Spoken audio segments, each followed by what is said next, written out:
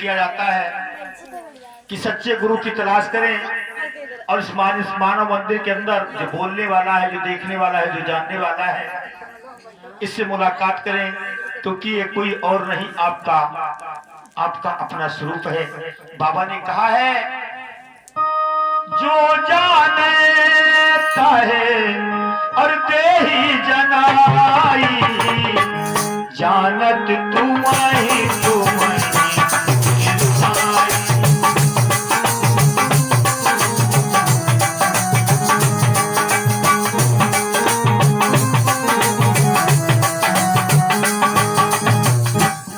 जो जानने वाला है इसके अंदर, इसको अगर जानने के लिए जाओगे तो जानते जानते कोई और नहीं निकलेगा, जानने वाले आप ही निकलोगे। ये संतों का अनुभव है, वेद शास्त्रों का यही कहना है। इसलिए जानने वाले से प्रीत करो।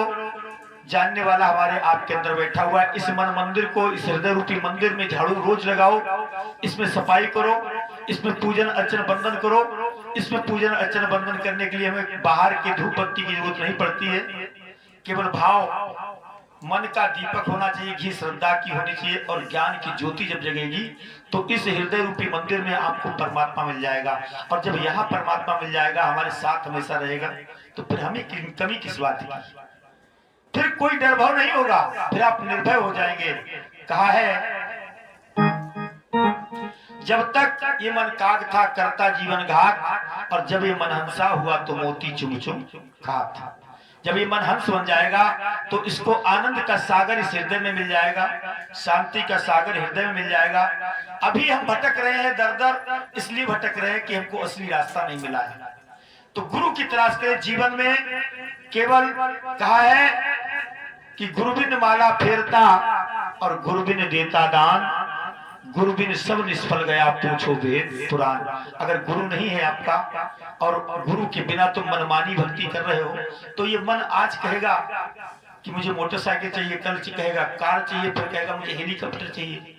तो ये मन जहाँ हरी हरी घास देखेगा वहां चला जाएगा, क्योंकि ये मन जो है बहुत चंचल होता है। इस 10 इंद्रियों का रथ है, इसमें 5 ज्ञान इंद्रियां हैं, 5 कर्म इंद्रियां हैं, और इसमें मन रूपी घोड़ा बचा हुआ है। इसकी लगाम अगर गुरु के हाथ में नहीं होगी तो ये रथ को कहीं ना कहीं लौट देगा जाकर के खाई में, 84 लाख योनियों की खाई में। इसलिए जागते रहे। एक छोटा सा दृष्टांत मैं आपको सुनाता हूं। एक राजा थे, उनके पास एक बकरा था। बोले इस बकरे का जो भी पेट भरा करके लाएगा उसको राजपाट दे दिया जाएगा। तो बड़े लोग जो गाय भैंसों को खिलाने पिलाने वाले थे, चारा खिलाने पिलाने वाले थे, वो लोग जो तजर्बेकार थे, बोले हम लाएंगे, खिला के पेट भरा खिलाएंगे। बोले लाओ। बकरे को ले गए, खूब हरी हरी घास खिलाई, खूब पेट भरा दिया, खूब उसका पेट भर गया, और लेकर के आए राजा के पास। क्या राजा साहब हम पेट भरा लाए? बोले जो अगर पेट भरा के नहीं लाएगा तो उसे जेल में भी डाल दिया जाएगा, ये भी शर्त थी। तो जब लाए, बोले पेट भरा लाए, ठीक है। राजा इतनी हरी हरी घास लाया तोड़ करके, और जब बकरे के मुंह में लगाई हरी हरी घास, जब बकरे के मुंह के पास ले गया राजा, तो बकरा खाने लगा।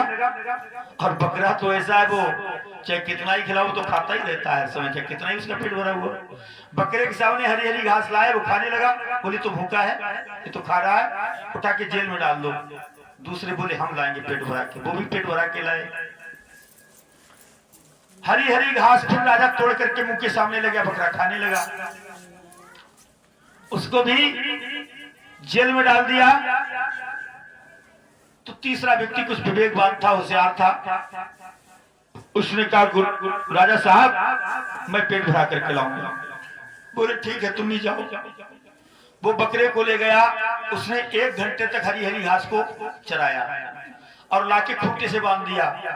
खूंटे से बांधने के बाद हरी हरी घास लाया तोड़ करके, और बकरे के मुंह के सामने जब ले गया, और बकरे ने जैसे मुंह चलाया तो मुंह पे 1 डंडा मारा। फिर ले गया मुंह के बकरे के सामने, उसने मुंह चलाने का प्रयास किया तो मुंह पे 1 डंडा मारा। बकरा चक्कर में पड़ गया कि ये घास मेरे मुंह के सामने लाते हैं, फिर डंडा क्यों मारते अगर मैं खाता हूं तो। फिर चराने ले गया तो उसने सोचा चढ़ के देखे कहीं मुंह पे डंडा तो नहीं पड़ेगा। जब चराने ले गए तो उसने मुंह पे डंडा नहीं मारा, चरता रहा, पेट भर गया। फिर लाके बांधा खूंटे से, फिर हरी हरी घास लाया मुंह के सामने की, और बकरे ने जैसी मुंह चलाने का प्रयास किया तो उसने एक डंडा मारा। अब बकरा खूब समझ गया कि घास जब मुंह के सामने आएगी तो मैं मुंह नहीं चलाऊंगा। फिर उस चराने ले गया, चरा करके फिर खूंटे से बांधा, फिर हरी हरी घास लाया मुंह के सामने। अब की बार बकरे ने आंखें बंद कर ली, देखेंगे ही नहीं, और मुंह को भी बहुत तगड़े से बंद कर लिया, मुंह बिल्कुल नहीं खोलूंगा। बहुत तेरा उसके मुंह में लगाता रहा, बिल्कुल नहीं, उसने मुंह बिल्कुल नहीं खोला। बोले अब भर गया पेट इसका। लेके गया राजा के पास, बोले राजा साहब मैं बकरे का पेट भरा करके ले आया हूं, चाहे तो अजमा ले। बोले अभी अजमाते हैं। बांधा, घास लाए तोड़ करके बकरे के सामने की, बकरे ने मुंह बंद कर लिया और आंखें भी बंद कर दी। बहुत तेरा राजा लगाते रहे उसके मुंह में हरी हरी घास, लेकिन बकरे ने बिल्कुल मुंह नहीं चलाया, आंखें बंद कर ली। बोले हाँ तुम पेट भरा करके लाए हो। उसको राजगद्दी दे दी। ये बकरा पता कौन है? ये बकरा हमारा तुम्हारा मन है, ये बकरा हमारा तुम्हारा मन है। जब तक इसके ऊपर सत्संग रूपी डंडा नहीं पड़ेगा तब तक ये बकर बकर ही करता रहेगा। इसके ऊपर सत्संग रूपी डंडा पड़ना चाहिए। गुरु का डंडा जब तक इसके ऊपर नहीं होगा तब तक ये जहां हरी हरी घास देखेगा वहां ये भाग खड़ा होगा। कहीं दारू पिएगा, कहीं कुछ करेगा, कहीं जुआ खेलेगा, कहीं शराब पिएगा, बुरी संगतों में जाएगा, जिधर मन आएगा उधर जाएगा। और जब सत्संग रूपी डंडा पड़ा हुआ होगा और गुरु का हाथ, गुरु का सिखाया हुआ होगा ना, तो चाहे कितनी भी बुरी संगत मिल जाए लेकिन ये आंखें बंद कर लेगा। जैसे हरी हरी घास उसके मुंह पे ले गए और उसने आंखें बंद कर ली, इसी प्रकार से चाहे कितनी बुरी संगत मिल जाए और कहीं भी इसको जाना पड़ जाए लेकिन ये बिल्कुल वहां से भागने का ही प्रयास करेगा। बोलिए अलखनाथ भगवान की। इसीलिए हमें आपको बहुत ही होशियार रहना है। आइए इस प्रभु के मंदिर को, हृदय रूपी मंदिर को पावन बनाना है। बाहर के मंदिरों में बहुत जल चढ़ाया है, बहुत पूजा पाठ की है। भगवान का जो जीता जागता मंदिर है हृदय, इसको भी पावन बनाओ। इसके लिए बताया है क्या? और तूने आंगन नहीं बुहारा, कब का गंदा पड़ा द्वारा, कैसे आएंगे भगवान, कैसे आएंगे भगवान।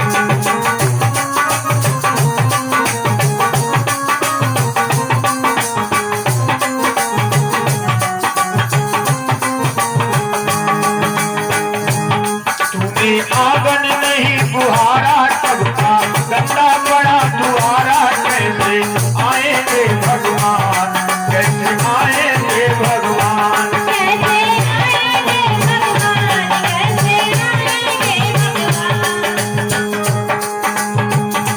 मन का मैल नहीं है धोया, मन का मैल नहीं है धोया, कैसे आएंगे भगवान, कैसे आएंगे भगवान।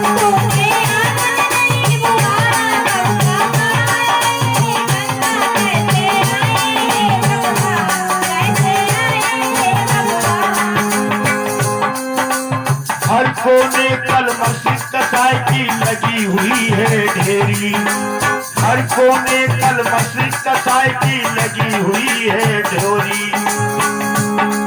हर नहीं ज्ञान की किरण कहीं है, हर कोठरी अंधेरी, आंगन चौबारा अंधियारा, आंगन चौबारा अंधियारा, कैसे आएंगे भगवान, कैसे आएंगे भगवान, कैसे आएंगे भगवान, कैसे आएंगे भगवान।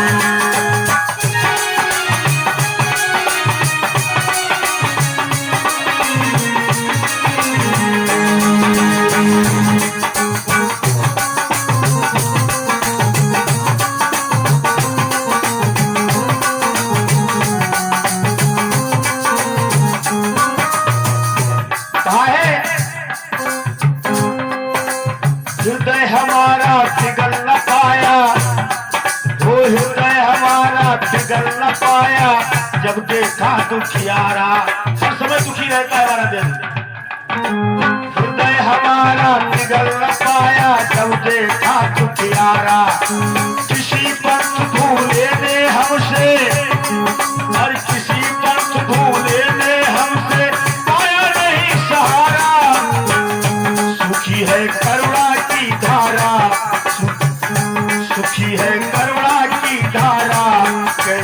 आएंगे भगवान, कैसे आएंगे भगवान, तूने आंगन नहीं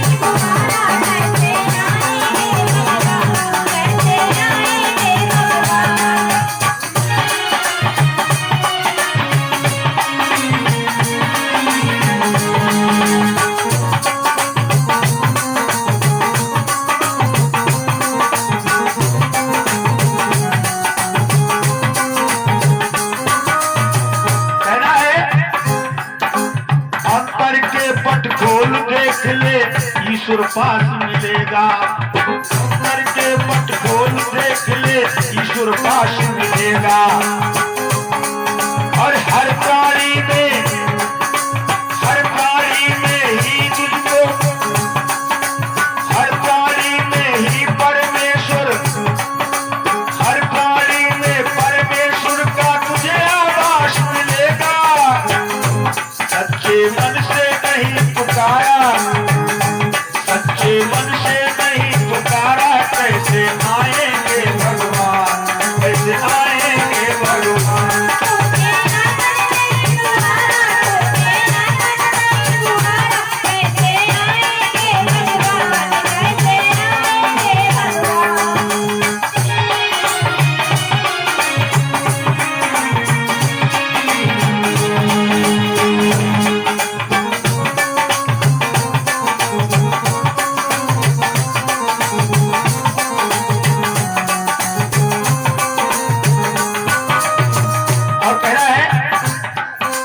निर्मल मन हो तो रघुनायक सौरी के घर आते,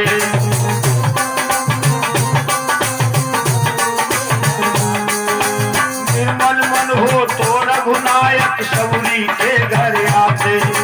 शाम सूर की बहा पकड़ते सब विदुर घर आते, ओ शाम सूर की बहा पकड़ते सब विदुर घर आते। पर हमने नहीं विचारा, उस पर हमने नहीं विचारा, कैसे आएंगे भगवान, कैसे आएंगे भगवान। सबका चंदा बड़ा द्वारा, कैसे आएंगे भगवान, कैसे आएंगे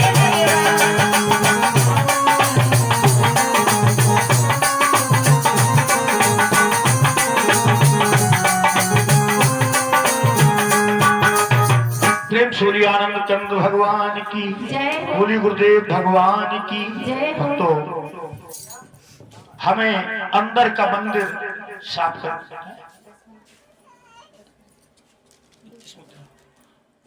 कितने हैं? हाँ, जसवंत भैया 21 मुद्रा प्रभु कथा में अर्पित करते भगवान खुशहाल करे, निहाल करे, भोला भंडार भरे। प्रेम सूर्य अलखनाथ भगवान की जय हो। भक्तों, एक व्यक्ति था, उसकी मरणावस्था थी, तो उसने गांव वालों को बुलाया और उसने कहा कि हमारे बेटों में हमारी संपत्ति का बंटवारा कर देना। संपत्ति में कुछ नहीं था, 19 ऊंट थे, 19 ऊंट थे। बंटवारा क्या करना था, बड़े वाले को आधी प्रॉपर्टी दे देना और जो मंझला वाला है उसको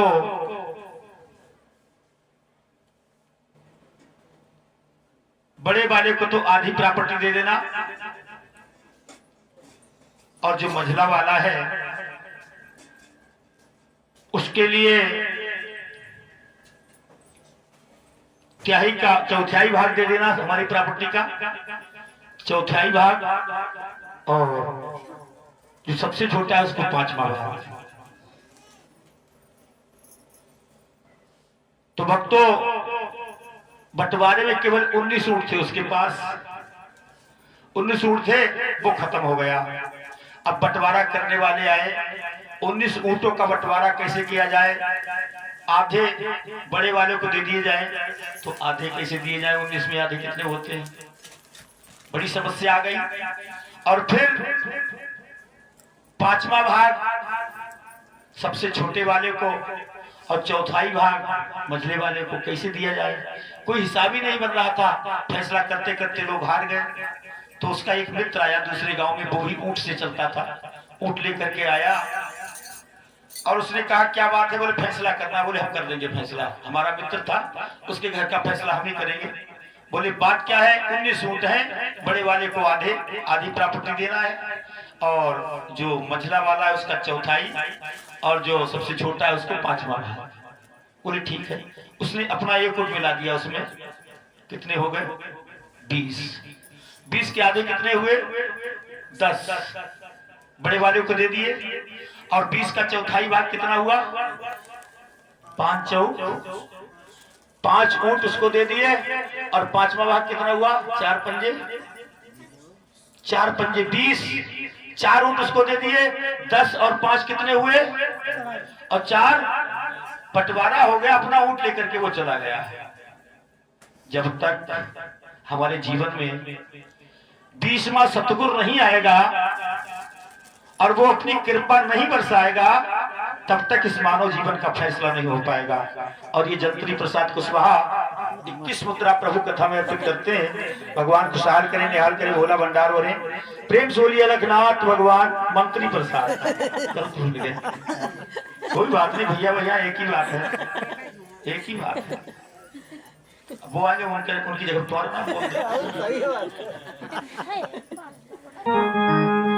प्रेम सूर्य आनंद कंद भगवान की। अब वो तुमसे पीछे नहीं रहेंगे, आगे जरूर। हाँ, तो कथा का विराम दोपहर पर कहाँ दिया था? कौन आया सुने? मंत्री भगवान है, मंत्री तो भगवान है। हाँ। कथा का विराम कहाँ पर दिया गया था? सीताहरण ना मेरा मत से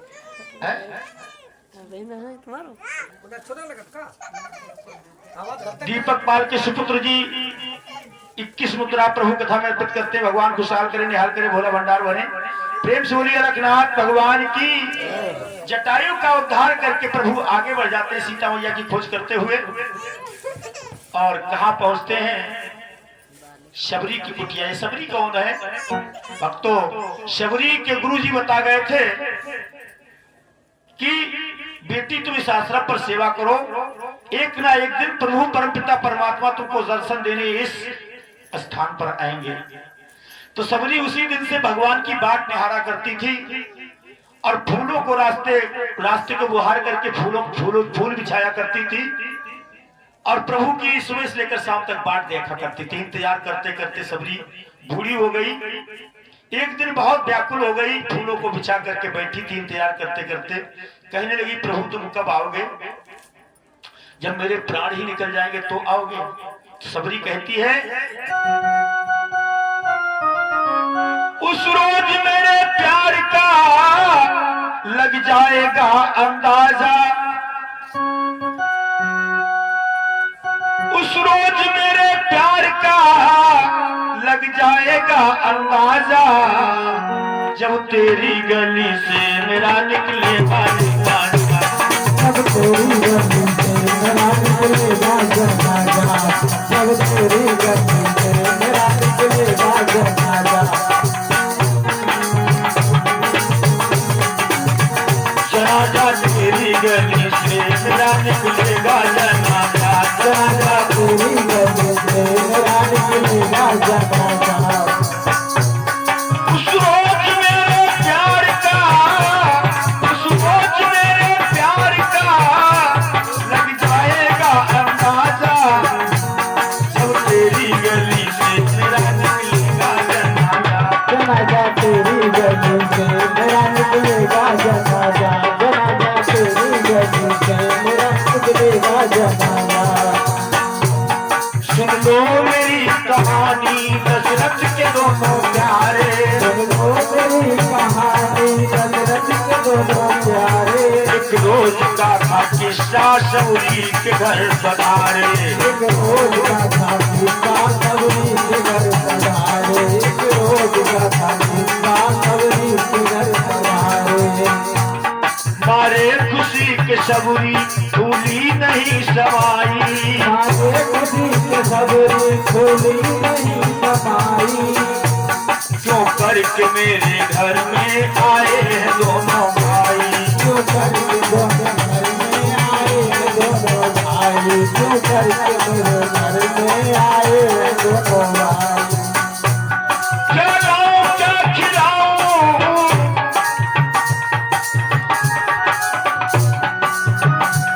क्या लाऊं क्या खिलाऊं, ये सोचती थी मन में, ये सोच करके दौड़ी पहुंची मेरे मन में, ये सोच करके दौड़ी पहुंची मेरे मन में, ये सोच करके दौड़ी पहुंची मेरे मन में, ये सोच करके दौड़ी पहुंची वो एक वन में।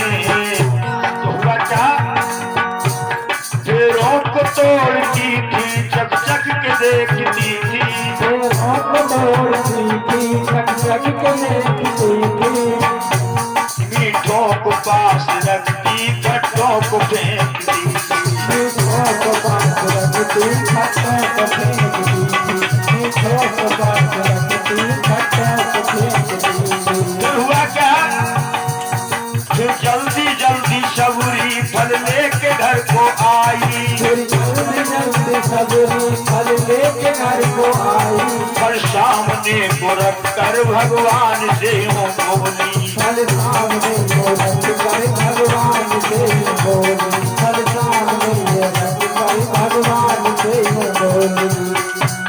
स्वीकार कर लो भगवान,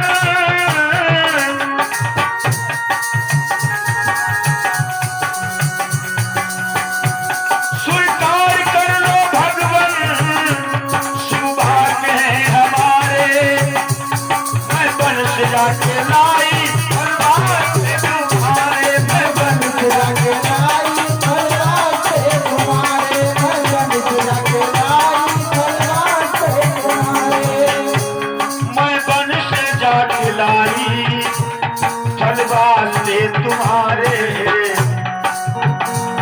फल राम ने उठाया, लक्ष्मण ने मुड़कर देखा, फल राम ने उठाया, लक्ष्मण ने मुड़ के देखा, खाएंगे भैया कैसे लाई है ये तो झूठा, खाएंगे भैया कैसे लाई है ये तो झूठा, खाएंगे भैया कैसे लाई है ये तो झूठा, खाएंगे भैया कैसे लाई है ये तो झूठा। भैया कैसे खाएंगे, ये तो झूठा लाई है। लखन राम जी बेरों की सराहना कर रहे, बहुत मीठे बेर हैं, बहुत मीठे बेर हैं। सबरी पृथ्वी से लेकर आकाश तक जितनी भी चीजें हैं वो इस बेर के सामने फीकी है, जितनी भी चीजें हैं वो सब फीकी हैं। माता कौशल्या के हाथों का भी भोजन खाया, सीता के हाथों का भी खाया, लेकिन इतना स्वादिष्ट नहीं लगा जितने की मीठे ये बेर लग रहे हैं, जितने मीठे ये बेर लग रहे हैं। और तारीफ करते हैं बेरों की क्या,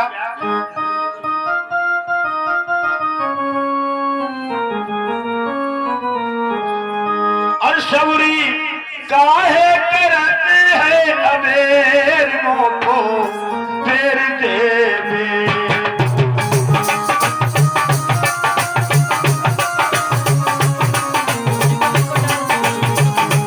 सबरी काहे करते हैं अबेर को बेर देवे, मोको काहे मोको बेर दे, हाँ बेर बेर दे, मोको बेर दे, मोको बेर बेर दे, मोको बेर दे, सबरी काहे करते हैं अबेर मोको बेर दे, मोको बेर दे, मोको बेर दे, ओ बेर बेर दे, मोको बेर दे, बेर बेर दे, मोको बेर बेर दे।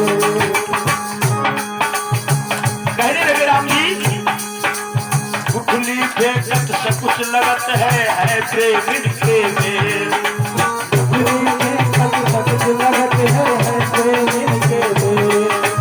उधर भरो इच्छा न भरी है, ओ उधर भरो इच्छा न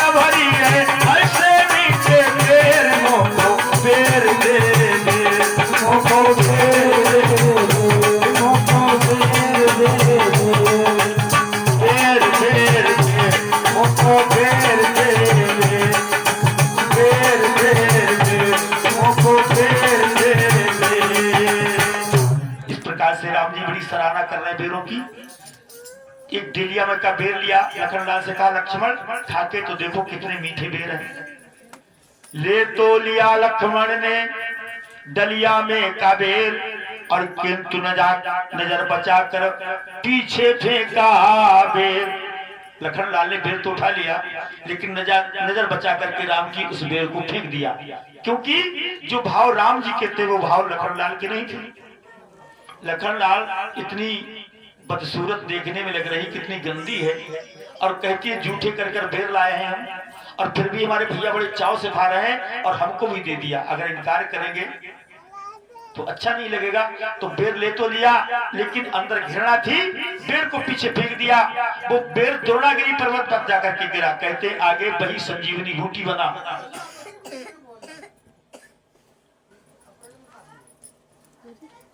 जो आगे कथा आएगी उसमें खाना पड़ेगा। हुआ क्या भक्तों, इधर जब लखनलाल ने बेर को फेंक दिया, चुप रहो। और सच्चे दरबार की क्या हुआ भक्तों, जब बेर को खाया और सबरी से कहा सबरी बहुत ही मीठे बेर हैं, अब हमको जाना है क्योंकि हमें सीता का पता लगाना है। तो सबरी कहने लगी प्रभु बहुत दिनों से बात निहार रही हूँ, आज आपके दर्शन मिले हैं और मैं मंद बुद्धि की हूँ, मुझे ज्ञान नहीं है प्रभु, मैं आपकी भक्ति कैसे करूं, मुझे कुछ भक्ति का रास्ता बताओ। तो प्रभु कहते हैं सुनो, प्रथमो भगति संतन कर संग,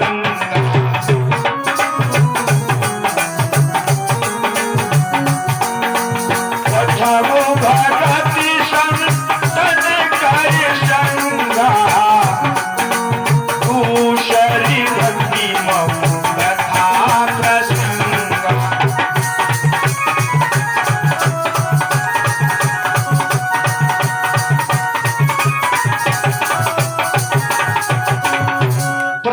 संतन कर संगा, अगर मेरी भक्ति को प्राप्त करना चाहते हो, भक्ति की बुनियाद मजबूत करना चाहते हो, तो प्रथम भक्ति सबसे बड़ी क्या बताई, सत्संगत, संतों की सेवा, संतों का संग और मेरी कथा। अगर श्रवण करोगी तो आपको पूरी पूरी भक्ति मुझको प्रदान हो जाएगी, आपको प्रदान हो जाएगी। और प्रभु ने अपनी परम भक्ति उसको प्रदान की सबरी को, और सबरी से कहा कि हमको कुछ रास्ता बताओ ताकि हम सीता का पता लगा सकें। तो सबरी कहने लगी प्रभु आगे ऋषमुख पर्वत है, और ऋषमुख पर्वत पर सुग्रीव अपने वानरों के साथ में रहते हैं, जो बाली के भाई हैं, और बाली के डर की वजह से वहां रहते हैं, हमें बैर है, वो जरूर आपको सहायता प्रदान करेंगे, इसलिए आप ऋषमुख पर्वत पर चले जाइए। प्रभु सबरी से विदा मांग करके आगे चल देते वक्त हुआ क्या ध्यान दें,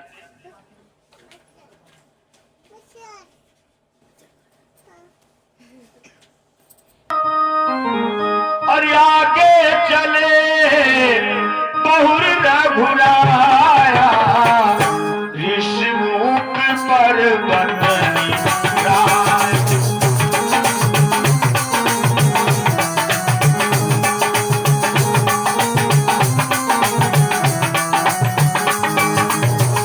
भक्तों जहां ऋषमुख पर्वत था वहां पर पहुंच जाते हैं, जहां अपने सचिव के सहित सुग्रीव रहता था। उसने देखा कि दो राजकुमार वीर पुरुष कंधे पर धनुष बाण रखे हुए आ रहे हैं। हनुमान से कहा हनुमान तुम ब्राह्मण का भेष बना करके जाओ, पता लगा करके आओ ये कौन है, ऐसा तो नहीं बाली यहाँ आ नहीं सकता है, और बाली ने हमारा वध करने के लिए कोई वीर पुरुष भेजे हो। हनुमान जी ब्राह्मण का भेष बना करके चल देते हैं, और जैसे ही पहुंचे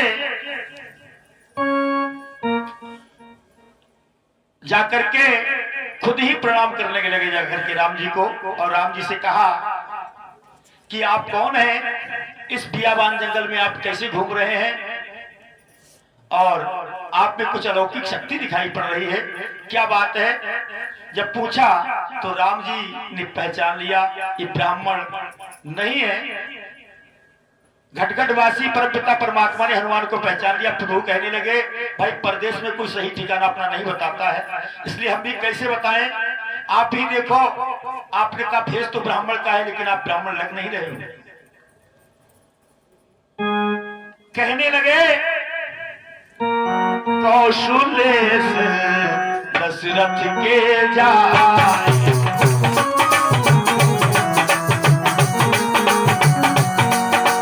कौशलेश दशरथ के जाए, हमों के तुम जन मान मन आए।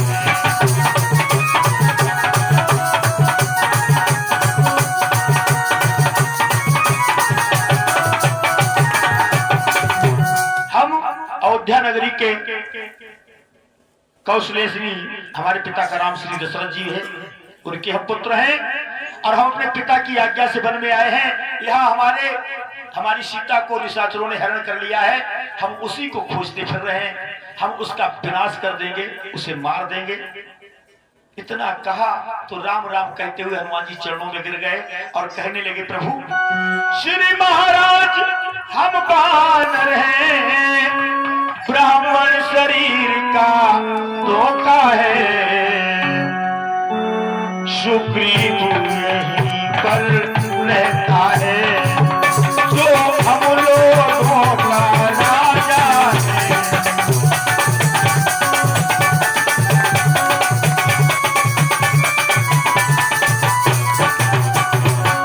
ये ब्राह्मण शरीर का जो धोखा है, आइए मैं आपको अपने राजा से मिलवाता हूँ। कंधे पर बिठा करके राम लक्ष्मण को सुग्रीव के पास ले जाते हैं और सुग्रीव का परिचय राम जी से कराते हैं, राम जी का परिचय सुग्रीव से कराते हैं और फिर अग्नि को साक्षी मान करके राम सुग्रीव की मित्रता होती है भक्तों। और मित्रता होने के बाद प्रभु जी बहुत ही सीता मैया की याद में बैठे उदास बैठे हुए थे और जब सीता मैया की बात को बताया कि यहाँ निशाचरों ने हमारी सीता का हरण कर लिया है, तो सुग्रीव कहने लगे प्रभु एक बार मैं यहाँ मंत्री के साथ बैठा हुआ था तो गगन में मैंने एक रथ जाता हुआ देखा, कोई परवश परी बहुत रो रही थी और राम राम हा राम राम कह करके पुकार रही थी। तभी मेरी आंखों ने देखा कि कुछ पोटली में बांध करके उन्होंने फेंका था, वो पोटली उठा करके लाए और देखा खोल करके तो देखा उसमें सीता मैया के कुंडल थे।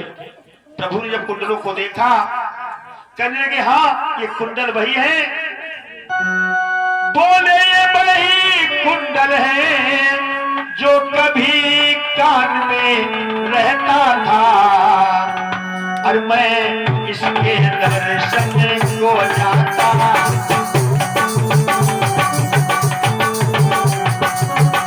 मैं इसके दर्शन को जाता, यह ओटी अलग की कहता था।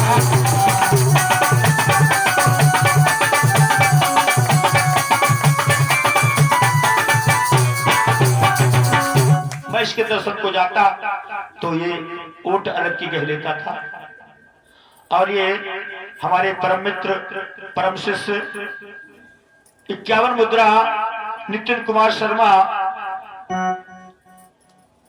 जिला शाहजहांपुर के निवासी पोस्ती पाकर अभी कुछ दिन पहले इन्होंने अपने घर पर प्रभु की पावन कथा का अनुष्ठान कराया और इतना प्रेम जगह हृदय के अंदर कि शाहजहांपुर से यहाँ कथा को श्रवण करने के लिए आए हैं। भगवान खुशहाल करें, निहाल करें, भोला भंडार भरे, प्रेम से बोलिए अलखनाथ भगवान की।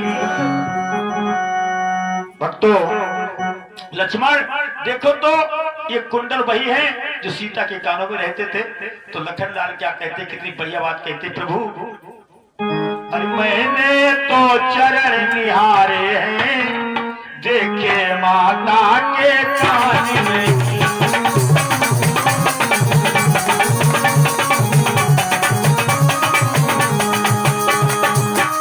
मैंने तो चरण निहारे हैं, देखे माता के कान नहीं, मैं तो बिच्छुओं का सेवक हूँ, कुंडल की मैं जान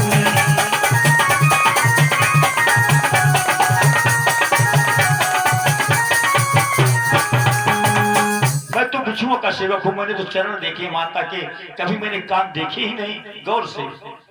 इसलिए अगर बिछुआ होते तो मैं पहचान लेता। भक्तों, प्रभु उन कुंडलों को देख करके बहुत व्याकुल होने लगे। जब बहुत व्याकुल होने लगे, सुग्रीव कहने लगे, प्रभु तो मैं तुम्हें कुछ घुमाने के लिए ले चलता हूँ। और प्रभु का दिल बहलाने के लिए घुमाने को चल देते हैं सिमुख पर्वत के ऊपर। कुछ दूर चले तो 7 ताड़ के वृक्ष सामने दिखाई पड़े।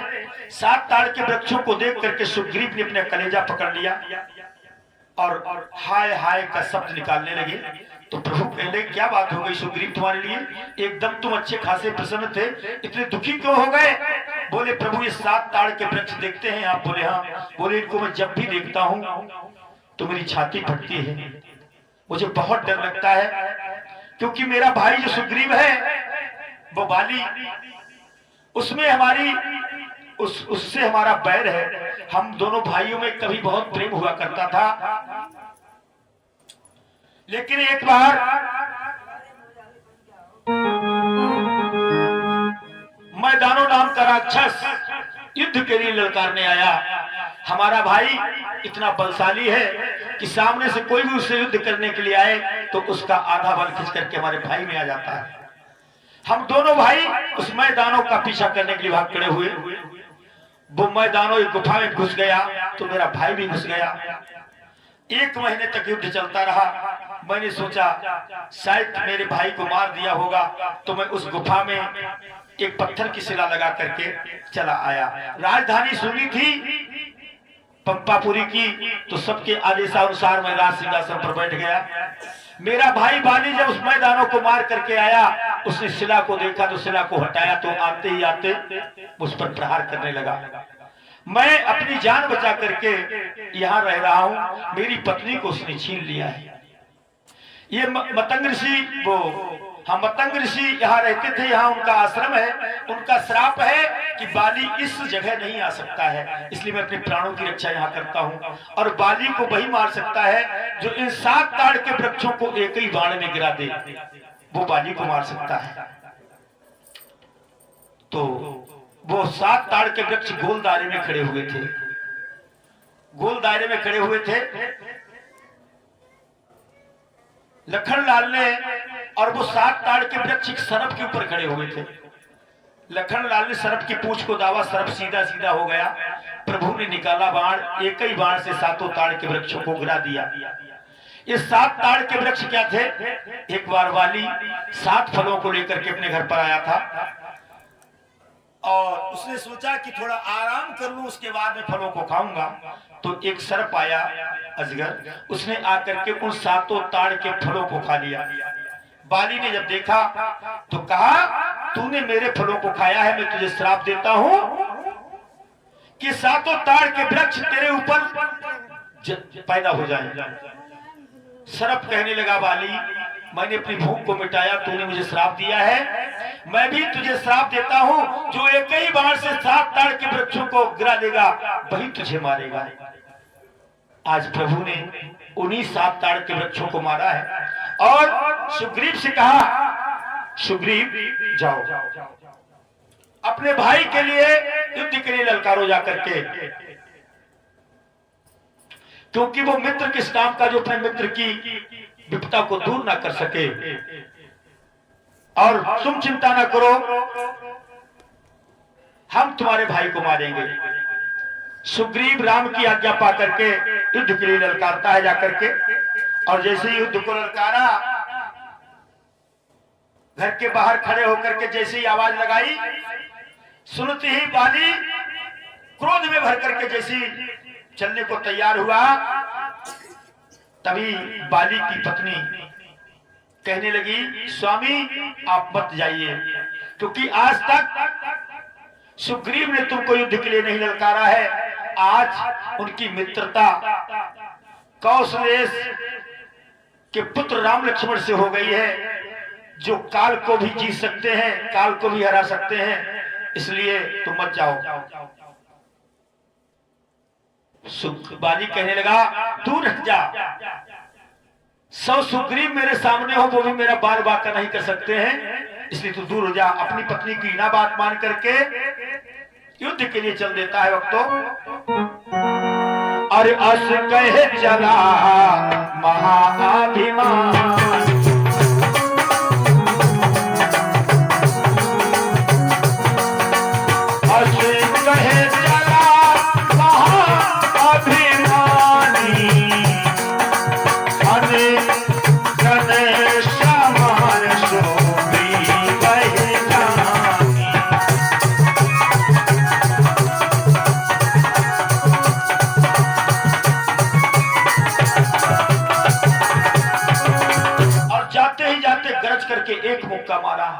सुग्रीव गिर गए, जैसे तैसे उठे और फिर मारना चाहा तो थोड़ी देर तो टिके, लेकिन बाली के सामने टिक नहीं पाए, अपनी जान बचा करके भाग गए। प्रभु खड़े खड़े देखते रहे, आए भाग करके सुग्रीव, वाह राम जी वाह, क्या मित्रता निभाई, अगर तनिक देर और वहां ठहर जाते तो हमारे तो प्राण ही निकल जाते, ऐसी मित्रता निभाओगे।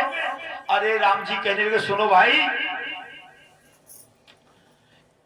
बात ये थी कि एक रूप तुम दोनों भ्राता, एक रूप तुम भ्राता दो, और ते भ्रमते नहीं मारे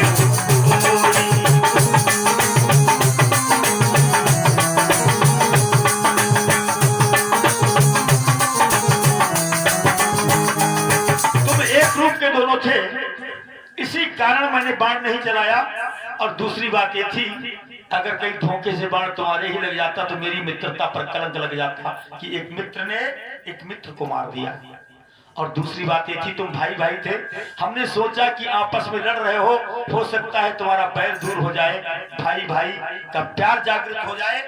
कोई बात नहीं, अब की बार मैं तुम्हें माला पहनाता हूँ फूलों की, कि माला पहन करके जाओ, पहचान रहेगी।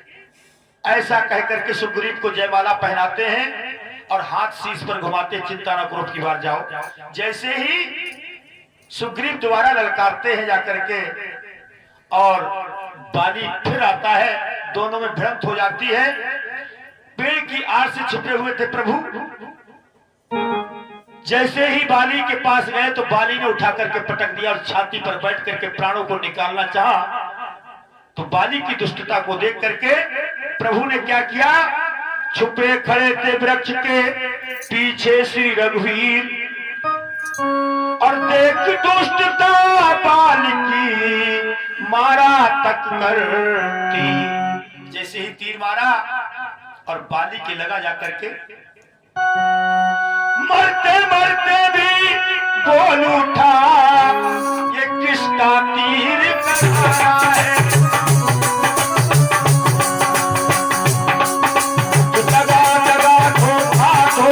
छल से मुझको संहारा है।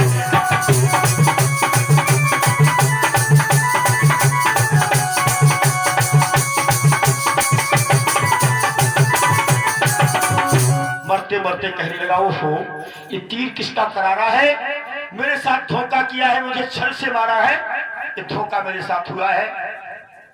प्रभु जी आ जाते हैं सामने,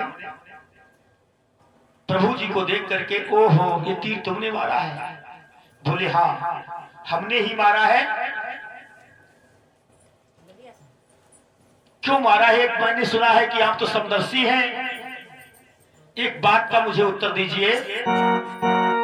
मैं बैरी सुग्रीव ही प्यार,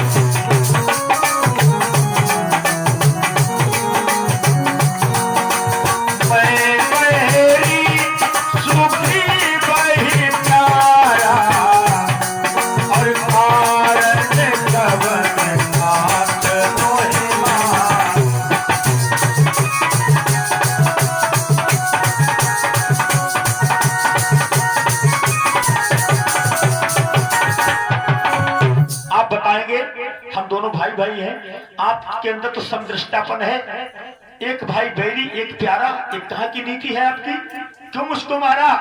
और एक बात बताएं, आपने सुग्रीव से मित्रता क्यों की है? बोले हमने सुग्रीव से मित्रता की तो मित्र का फर्ज बनता है मित्र की विपदा को दूर करे, और तुम्हारे लिए इसलिए मारा है क्योंकि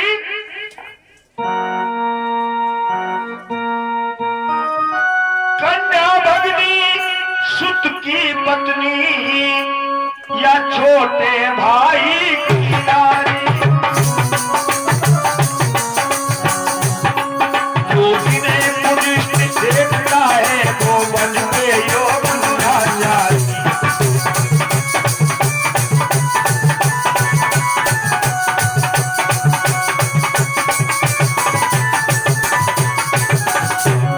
कन्या भगनी या सुत की पत्नी है, छोटे भाई की नारी, तुमने अपने भाई की पत्नी को छीन लिया है, इसलिए तुम बच के योग्य हो। और तुमने ऐसा वरदान मांगा था कि सामने वाले का बल खींच करके तुम्हें आ जाए। हम किसी का वरदान नष्ट करें, हमारा काम नहीं है। और सुनो,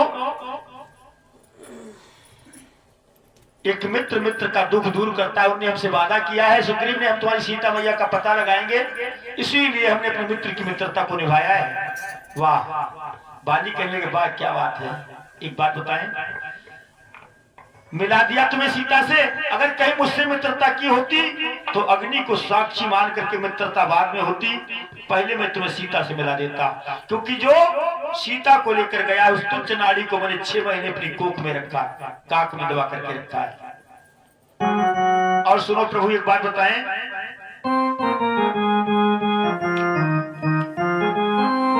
और तीर प्रभु जी मारा वृक्ष की ओट को लेकर। तुमने तीर तो मुझे मारा है छिप करके। एक बात बताएं, तीर प्रभु जी मारा वृक्ष की ओट को लेकर, और सामने से घर आते तो होती टक्कर। अगर आप सामने से आते तो हमारी आपकी टक्कर होती। सामने से घर आते तो होती टक्कर, माना कि मेरी जान लेते तुम। तुम्हें मानता हूं, तुम मेरी जान ले लेते, क्योंकि आप सच्चिदानंद भगवान हैं। माना कि मेरी जान लेते तुम, मगर मुझे जान लेते। माना कि मेरी जान लेते तुम, मगर मुझे जान लेते तुम।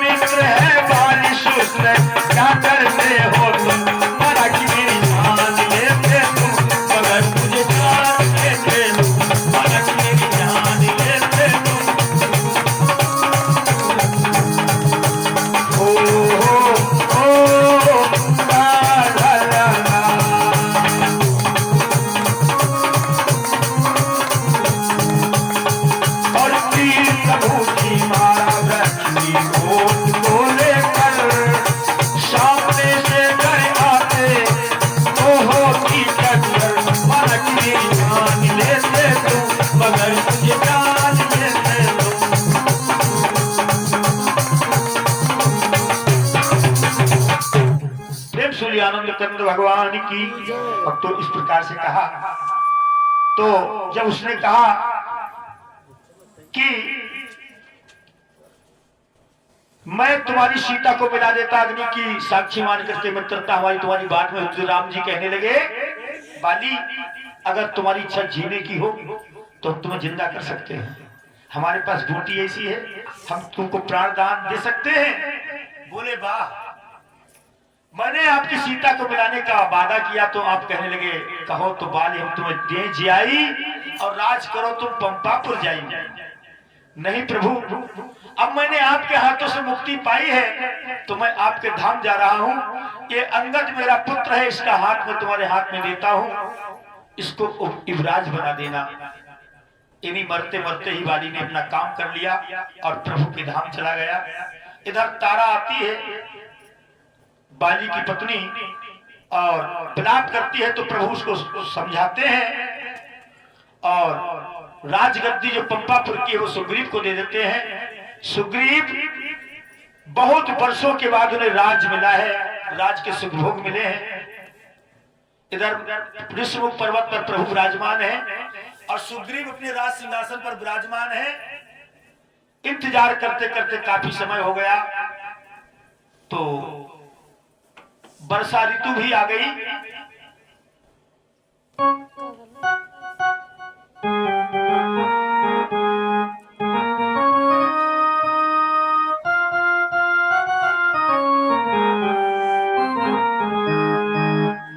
राम जी कहने लगे लखनलाल से, लक्ष्मण देखो उमड़ी घुमड़ी के गरज गरज घन आए रहो है।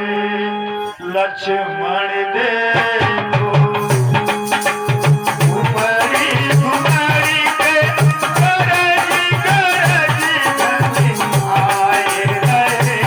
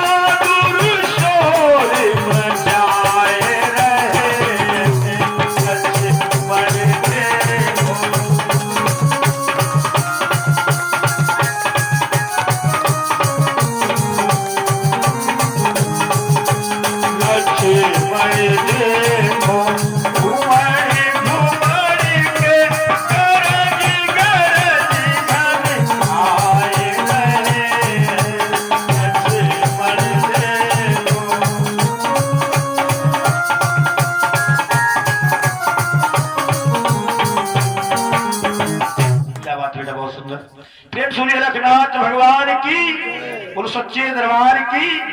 इस प्रकार से कहा। इधर जब 23 साल व्यतीत हो जाता है, कुछ ही दिन रह जाते 14 वर्षों में, तो प्रभु इंतजार देखते देखते परेशान हो गए। तो हनुमान जी और लखनलाल को बहुत गुस्सा आया और जाते हैं, जाकर के सुग्रीव की ललकार जब लगाते हैं, तुम संसार के राजभोगों में का सुख भोग करके प्रभु से जो वादा किया तो भूल गए और तुम यहाँ के भोगों में मस्त हो गए। क्या वादा किया था प्रभु ने तुमसे, भूल गए। चौंक जाते हैं सुग्रीव, यही हाल हमारा आपका है।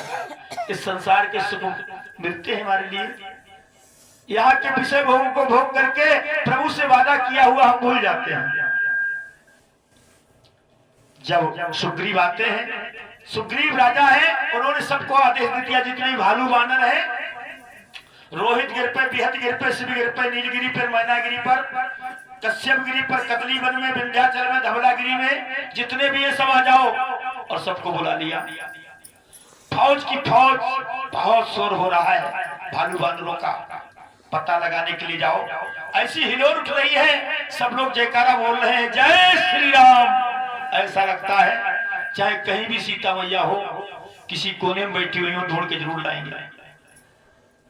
कुछ पूरब को भेजे, कुछ उत्तर को, और दक्षिण दिशा की तरफ हनुमान, अंगद, बाली, सुग्रीव, नलनील इनको भेजा। और जब जाने लगे तो प्रभु ने हनुमान जी को निकट बुलाया और कहा,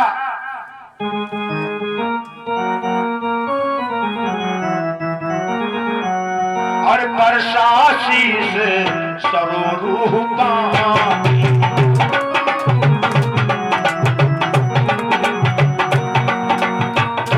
बरसाशीष सरोरूपानी, और कर मोतिका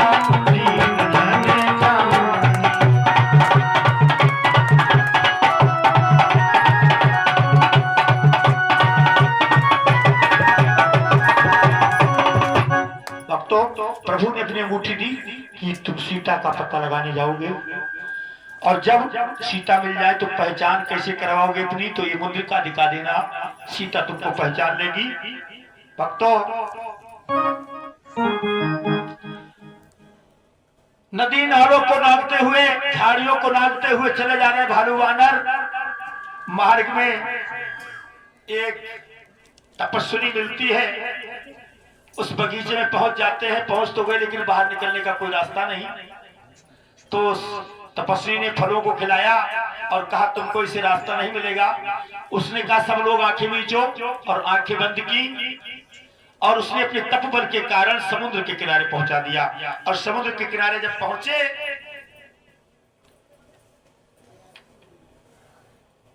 तभी क्या देखा कि जहां तक नजर जा रही वहां तक जल ही जल है, 100 योजन का समंदर। वहां पर बैठे जाकर के तो वहां गीधराज जटायु के भाई संपाति नाम के वहां पर बैठे हुए थे। गीधराज बहुत बूढ़े थे। उन्होंने देखा ओ हो इतने सारे बानर, आज परमात्मा ने बहुत दिन से मुझे भोजन नहीं मिला, बहुत दिनों का मैं भूखा हूं, और इतने सारे बानर आए, एक साथ इतना सारा भोजन खाऊंगा, आज तो मेरा पेट फूट देगा।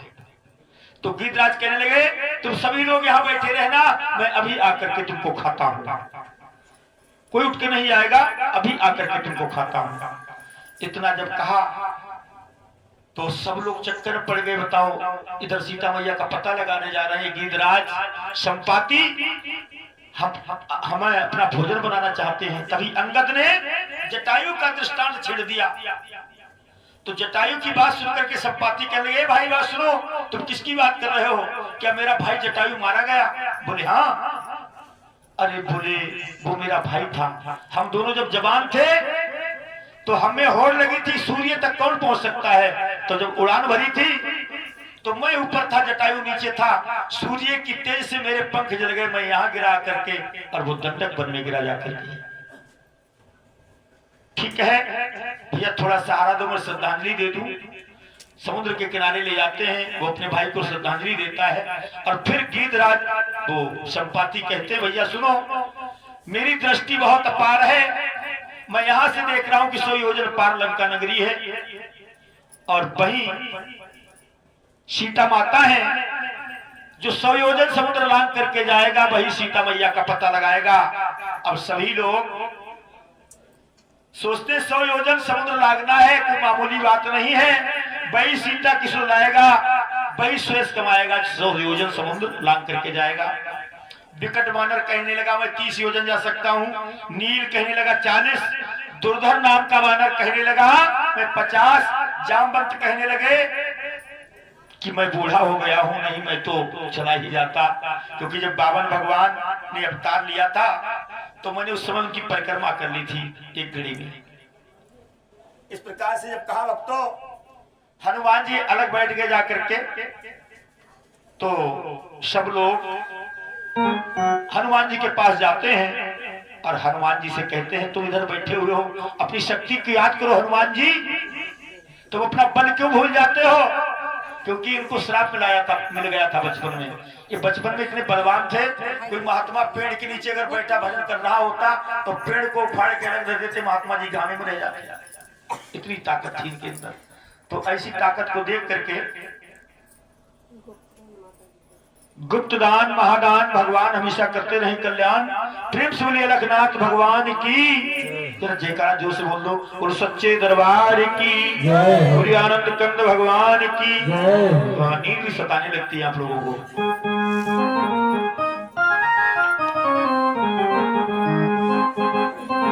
भक्तों, हुआ क्या, जब हनुमान से कहा तो हनुमान जी जोश में आए और एक जोरदार जयकारा लगा, बोलो जय श्री राम, जय श्री राम। और 100 योजन के बड़े हो गए। बोले बताओ क्या करूं, सारे समुद्र को पी जाऊं या लंका उल्टी कर दूं, सीता मैया को भी राम से मिला दूं, रावण को भस्म कर डालूं, क्या करूं बताओ? आकाश में जाकर के गरजूं, आकाश पृथ्वी को एक कर दूं? सब लोग कांपने लगे, नहीं नहीं इतना नहीं करना है, और क्या करना है, केवल सीता मैया का पता लगाना है, अगर चाहो तो थोड़ा बहुत कर्तव्य दिखाना। बोले ठीक है, तुम यहाँ बैठ करके राम नाम का गुणगान करो और मैं जाता हूं। ऐसा कहकर के हनुमान जी ने जैसे ही पर्वत पर चढ़े हैं और छलांग लगाने को तैयार होते हैं तो क्या देखा कि श्यामा मछली, श्यामा नाम की मछली उछलती है और उसका दर्शन करके प्रभु हनुमान जी छलांग लगा देते हैं समुद्र में। जब इतने बल को देखा तो देवता लोग भी चक्कर पड़ गए। हनुमान जी के पास ताकत तो बहुत है, बुद्धि बुद्धि है इनके पास नहीं, इसकी परीक्षा कर ली जाए। तो उन्होंने क्या किया भक्तों,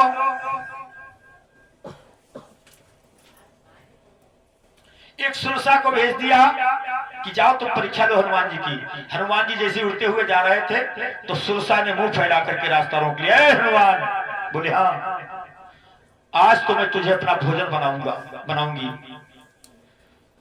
सूर्य को तूने अपना भोजन बनाया है, लेकिन आज तुझे मैं अपना भोजन बनाऊंगी। हनुमान जी कहने लगे, ए सुरसा मां, हमको जाने दो, मैं राम के काज से जा रहा हूं। बोले कुछ भी हो, बगैर मेरा आहार बने तू जा नहीं सकता है। हनुमान जी ने कहा, बहुत तेरा कहा, लेकिन सुरसा नहीं मानी। तो हनुमान जी ने कहा, ठीक है, जैसी तुम्हारी इच्छा। 1 योजन के हनुमान हो गए तो उसने 2 योजन